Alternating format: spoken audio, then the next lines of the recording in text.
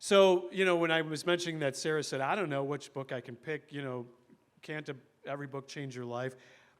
Our next presenter probably had a difficult time as well. And it took me all the way at the bottom here.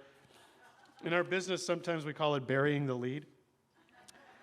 Between 4th and 5th grade, Mary Schroeder read 104 books.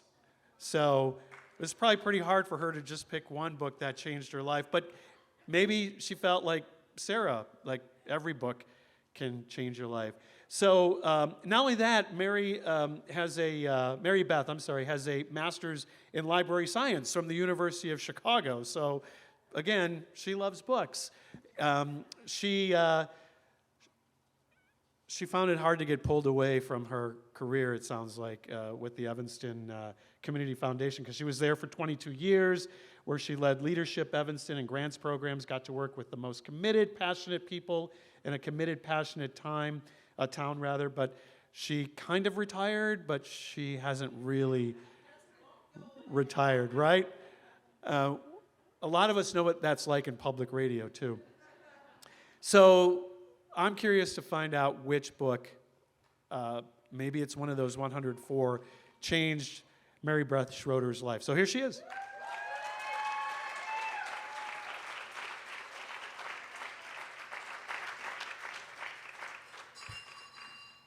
Woo!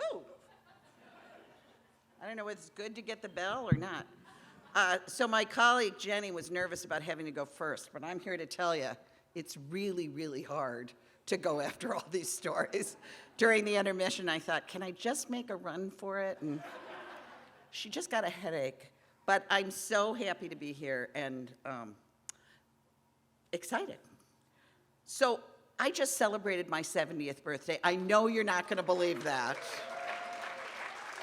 because clearly I don't look a day over 68. And I do believe we continue to grow and change and learn, but I would also say by this point I am a pretty well-baked person, and I do maybe have a certain reputation. For example, a few years ago, a friend gave me a mug that everybody at the office agreed was perfect for me.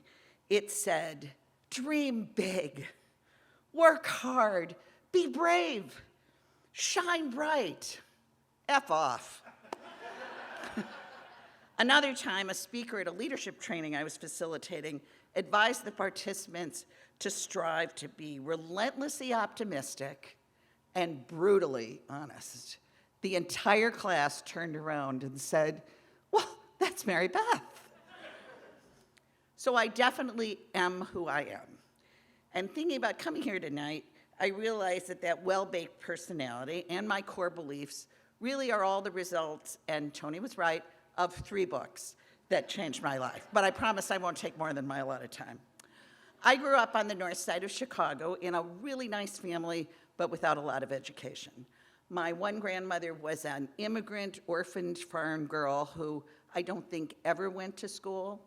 My other grandmother, excuse me, that pollen.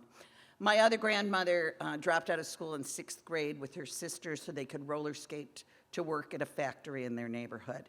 She always called magazines books in a cranky tone because they kind of made a lot of clutter. She was really into that kind of German cleanliness. My mother's brothers had to drop out of high school to start helping to support the family after their father died. And while my parents finished high school, neither one of them went to college. And there were not many books in our apartment.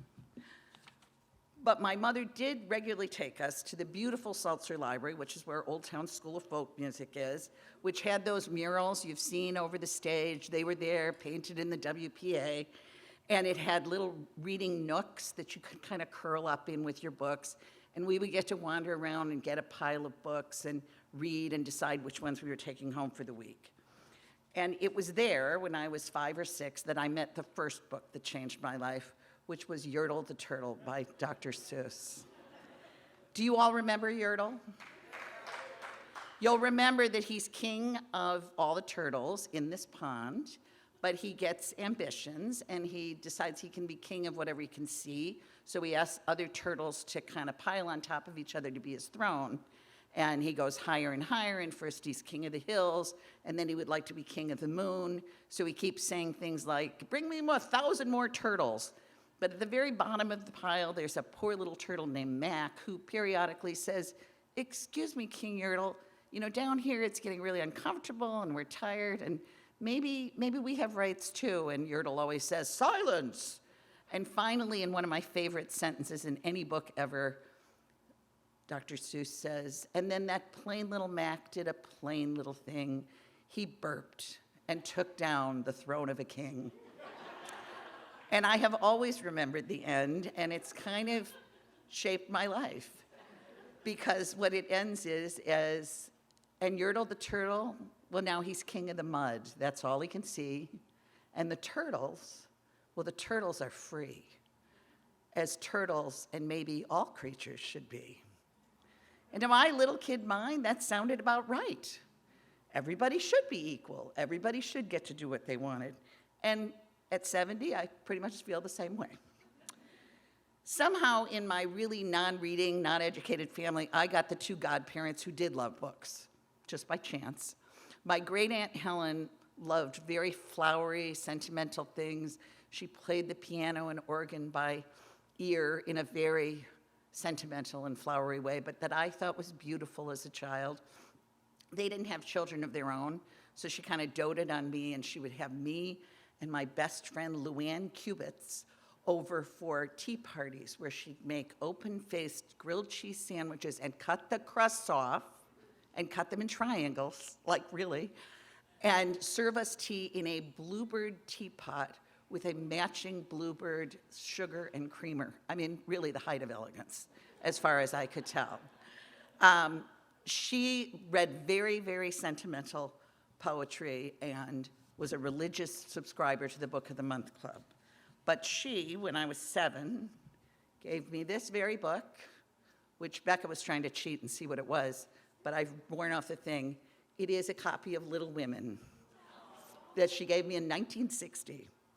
And who has read Little Women and not identified with Jo March? She is clearly better, fiercer, more vibrant, in every way, the best person. She's really being hemmed in by all those expectations and the roles of women, but she fights back against them all the time.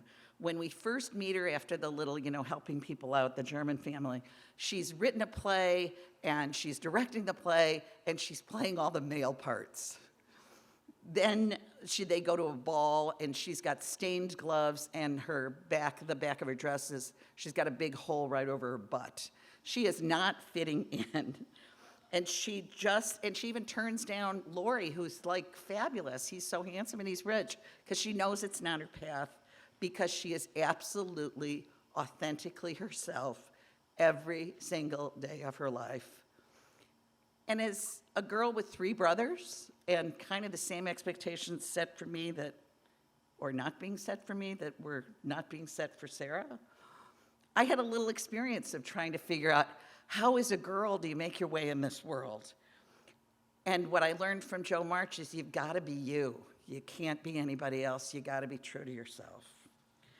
My other godfather was my Uncle John, who, while he didn't finish high school, and he chain smoked and read voraciously all the time, he was involved in the civil rights movement in Chicago in the 50s and 60s. His gift to me every birthday is he would take me to Crocs and Brentano's, and all the older people in the room here are going to go, oh, that late lamented bookstore. And I would get to pick out 3 or 4 books to actually own and take home. And he would give me a lot of freedom to walk around the store and pick up piles of books and leaf through them and read the first chapter and take a really long period to pick a book. And then we'd always go out for our pancake house afterwards, lunch, where I would get to order chocolate chip pancakes with hot chocolate. So when I turned 12 on that trip, one of the books I picked was Harriet the Spy by Louise Fitzhugh. And I can see some other women in this room, and maybe some guys that remember that book. You'll remember Harriet is a spy in her New York neighborhood. She always gets to wear pants, which, by the way, we couldn't in school yet. We had to wear dresses all the time. And while I'm wearing one tonight, hardly ever do. And she writes very honestly about everybody, including her classmates, in her journal. And she has to figure out how to be true to herself, because at some point, her classmates find the journal, and they're really upset by what she's written about them, and she has to figure out how to maneuver that. As a 12-year-old living in the social hothouse of middle school, all of this seemed pretty accurate and pretty intense. And what she learns to do, partly with the advice of her nanny, who says, remember that writing is to put love in the world, not to use against your friends, but to yourself, you must always tell the truth. And to my child's mind, that sounded about right, too. So here I stand with you in the final stage of life, a proud amalgam of Mac the Turtle, Joe March, and Harriet M. Welch. I'm a feminist, I question authority, and I'm pretty underwhelmed by power and class distinctions. I don't care too much about money. I value humor, I'm pretty forthright, and I want the world to be a better place. And I think it's imperative to always be true to yourself. As I thought about this, it occurred to me that all those people trying to ban books, they've got a point. If you let a little girl read whatever she wants, she might actually get ideas above her station. She might actually learn to be a person who lives her life with as much purpose and integrity and love as you want. And who the hell wants that? Thank you.